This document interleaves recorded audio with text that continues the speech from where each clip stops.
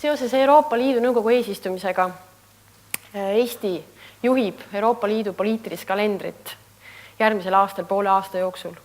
Ja see tähendab tuhandeid eksperttasemel kohtumisi ja kümneid valitsusjuhtide tasemel kohtumisi.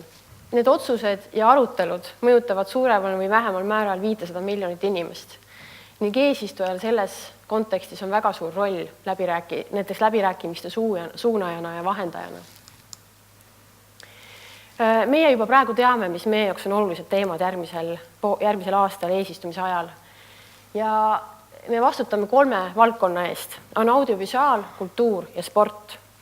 Kui audiovisuaalvaldkonnas on laual hetkel väga oluline direktiivi eelnõu, siis sellele me ka keskendume ja see saab olema meie eesistumise võtmefailiks. Vaadatakse üle audiovisuaalmeedia teenuste regulatsioon piiriüleselt ja Euroopa Liidu tasandil.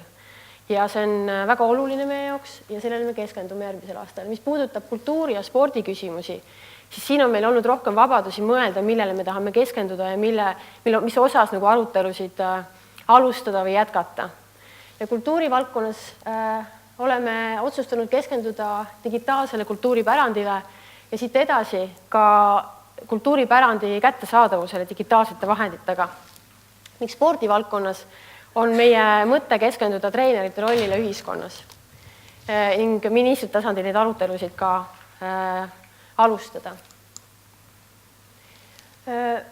Järgmisel aastal on Kultuuriministeerium korraldab päris mitu suurt konverentsi eksperttasemel ja need konverentsid on seotud ka nende samade teemadega, millele me keskendume eesistumise ajal.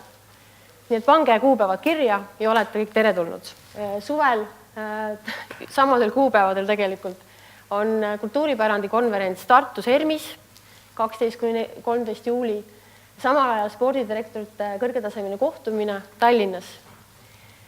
Septembri lõpus me avame Euroopa spordinädala ja sellega seoses toimub konverents ka Tartus ja toimub veel Euroopa arhitektuuripoliitikate foorum ning aasta lõpetame Euroopa filmifoorumiga ja audiovisuaalvaldkonna konverentsiga.